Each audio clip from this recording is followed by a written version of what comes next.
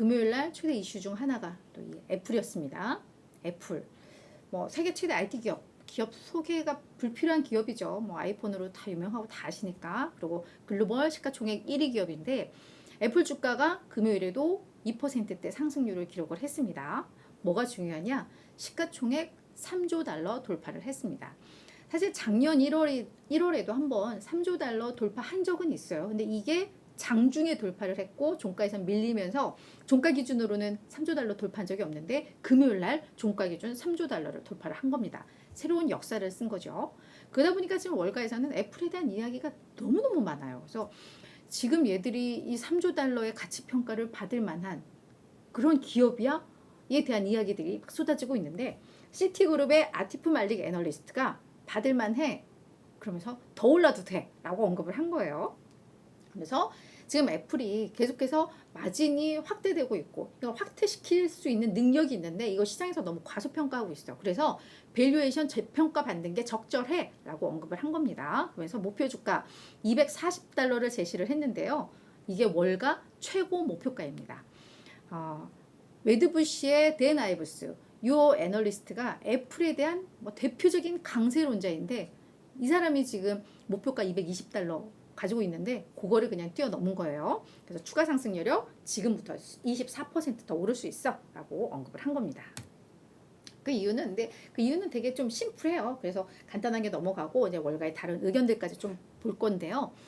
먼저 애플에 대해서는 지금 중국과 인도 시장에서 계속 시장 점유율을 확대해 나가고 있다는 거. 특히 인도에서는 애플이 웬만한 곳에서는 다 점유율 1위인데 인도에서는 중국 기업과 우리 삼성전자에 밀리고 있거든요. 왜? 인도에서는 이 고가의 핸드폰 수요가 많지 않았어요. 다들 그냥 중저가 수요가 있다 보니까 그러다 보니까 애플이 힘을 못 썼고 그랬는데 이제 애플이 인도 시장을 타겟팅해서 지금 엄청나게 막 드라이브 걸고 있잖아요. 막 공장 짓고 막 이렇게. 그렇기 때문에 이제 중국과 인도 시장에서도 뭔가 성과를 낼 수 있다라는 거죠. 게다가 이들도 이제는 고급형 아이폰에 대한 수요가 또 늘고 있다라는 점. 그런 점에 있어서 얘들의 어떤 성장성 그리고 마진이 확대될 수 있다는 점에 대해서 계속해서 호평을 하고 있는 겁니다. 이 시트그룹에서요.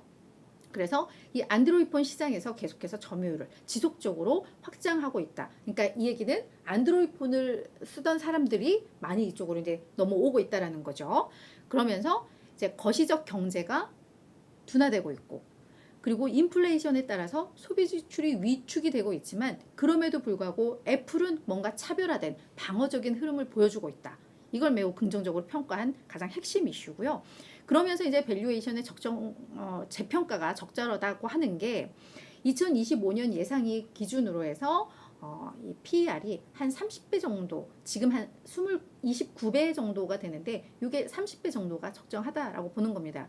이게 최근 3년 평균 26배 대비해서는 15%가 더 높은 수준인데 앞서서 이야기했던 이런 마진 확대 가능성, 점유율 상승 이런 점을 고려할 때 얘들의 이 성장 모멘텀이 여전하기 때문에 재평가 받아야 돼 라고 언급을 하고 있는 거예요. 자, 그러면 요 애널은 이렇게 했는데 월가 전반적으로는 좀 어떻게 할까? 지금 논란이 꽤 많고 찬반론이 막 엇갈리고 있기 때문에 요 내용들을 저희가 전반적으로 좀 검토를 해볼 필요가 있을 것 같은데 일단 월가에서 던지는 질문은 이겁니다. 지금 애플의 가치 평가를 정당화할 만큼 그러니까 지금 한 29배 정도 된다고 했잖아요.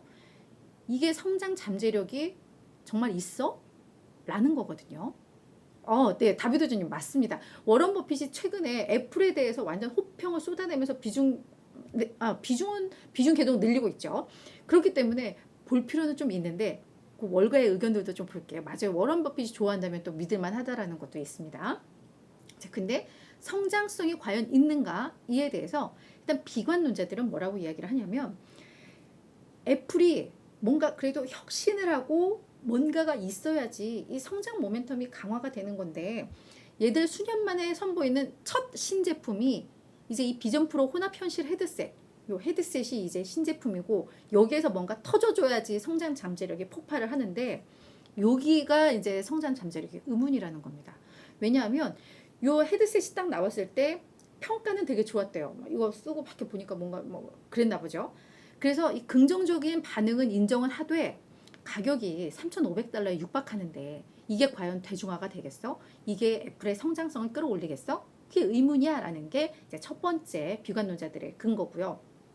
두 번째는 전 세계 스마트폰 시장의 수요가 계속해서 둔화되고 있다는 점입니다. 이거는 이제 거시적 경제라던가 앞서서 이야기했듯이 인플레이션에 따른 소비 지출 위축일 텐데, 그러니까 이제 앞서서 시티그룹은 그럼에도 애플은 애플이야 라는 건데, 비관론자들은 그거에 대해서 이제 우려를 하는 거죠. 그러면서 실제로 아이폰 판매도 8개월 연속 감소하고 있더라.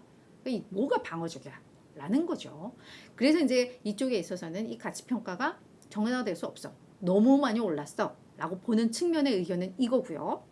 반면 이제 긍정론자들, 앞서 이제 시티그룹도 이야기를 했고, 대표적인 또 강세론자의 의견을 들어보자면 요 데인 아이브스, 앞으로 12개월에서 18개월간 애플은 엄청난 성장의 르네상스를 보여줄 거야 라고 언급을 하고 있습니다. 그러면서 그동안 애플에 대한 비관론자들 계속 있었는데, 너희들 지금 주가 흐름 보면서 머리만 극적이고 있지 앞으로도 계속 그럴 거야 라고 조롱을 좀 했습니다.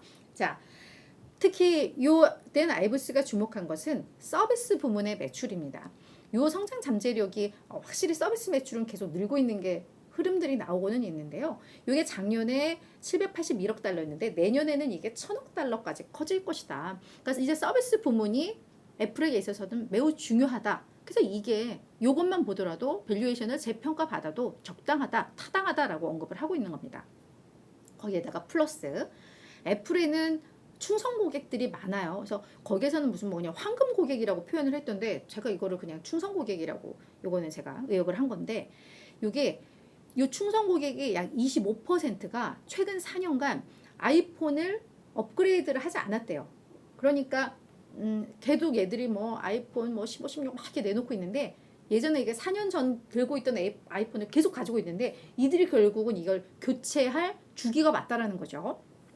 거기에다가 대규모 설치 기반이 확장이 됐다. 그러니까 애플의 하드웨어를 사면 이걸 일종의 그냥 설치 기반이라 하는 것 같아요. 이걸 통해서 이제 서비스 매출로 이어지고 막 이러니까. 그래서 이 설치 기반이 업그레이드가 됐다.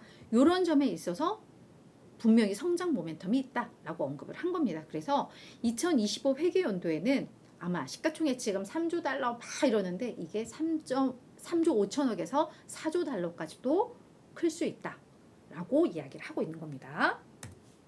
자, 그럼 이제 뭐 강세론자, 대표적인 강세론자, 비관론자들의 의견만 다 이렇게 종합해서 지금까지 본 거고, 전반적인 또 월가의 의견을 좀 보도록 할게요. 지금 애플의 주가를 보시면 아시겠지만 올 들어서 한 50% 정도 주가가 오른 겁니다.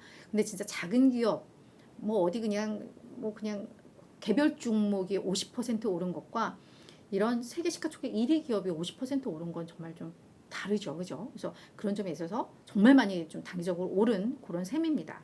자, 월가의 의견은 43명 중에 29명, 약 67%가 매수 의견을 지금 유지를 하고 있습니다. 근데 중립 의견도 뭐 적지는 않은 것 같아요. 그죠?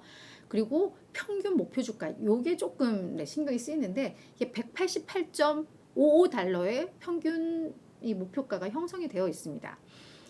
그 얘기를 따지면은 현재 주가가 194달러니까 여기에서 약 3% 더 하락을 해야 적정 주가야라고 전반적인 월가에선 보는 거예요. 근데 앞서서 봤듯이 시티그룹과 이런 데가 이제 튀어나오면서 목표 주가를 계속 올려진다면 평균 목표 주가는 올라가겠지만, 너무 많이 오른 주가가 가장 큰 악재다라는 건 저희가 좀 알면서 좀 보셔야 될 것 같아요. 근데 이렇게 신고가를 쓰고 나면 여기에서 더 올라가는 경우도 꽤 많아요. 저희가 경험적으로 봤을 때. 그래서 한번 좀 애플은 좀, 하여튼 애플은 근데 중장기적으로 반드시 가져가야 하실 종목이에요. 단타 종목이 아니라. 그죠? 왜냐하면 가장 경쟁력 있고, 그냥 우리가 삼성전자는 국내 주식 중에 꼭 가져가야 되는 종목인 것처럼 애플은 그런 측면에서 자꾸 단기적으로 보시기보다는 그냥 중장기로 보실 때 진입점이 지금이 맞느냐, 조금 조정 기다렸다 가느냐, 뭐 이런 차원이지 적립식으로 꾸준히 가져가실 뭐 그런 기업인 거는 맞는 것 같습니다.